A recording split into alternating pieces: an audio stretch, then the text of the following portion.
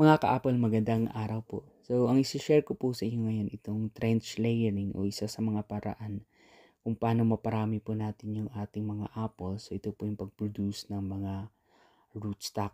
So, ayan po siya. Kung nakikita nyo, meron na pong roots po ang ating unang ginawa.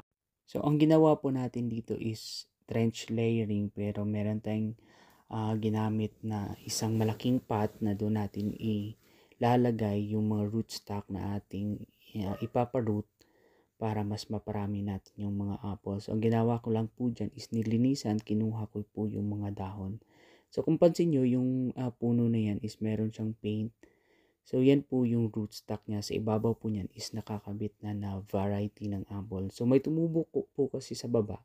Sayang naman hindi natin mapakinabangan kung puputulin lang. So ganyan po yung ating gagawin para mas makapag-produce pa tayo ng mga apple rootstock. So, i-bend po natin dyan sa ating soil na nakapot. Yan. So, kapag ganyan kasi medyo malalaki na po yung mga sanga ng apple. So, kailangan na pong tapakan para hindi po siya mabuwal. And after po nyan, lalagyan na po natin yan ng coco peat. Yan.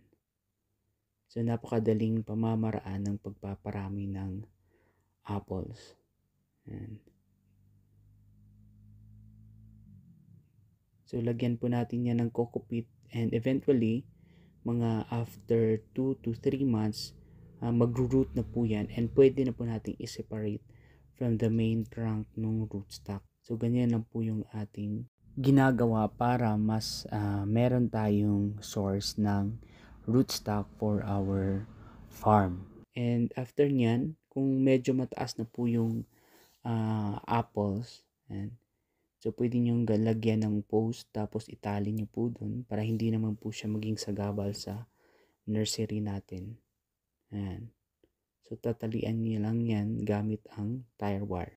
Sa ganito po kasing pamamaraan mga ka-apple, mas madali po tayo makapag-produce ng mga rootstock at least mga 2 times a year po. Ito po tayo makapag-harvest ng rootstock galing po dito sa trench layering na pwede nating gamitin para makapagtanim pa ulit tayo ng mga apples dito sa nurseries, and then pwede na rin po nating ipang transplant din sa farm and igagraft po natin. So yun po yung gamit ng rootstock.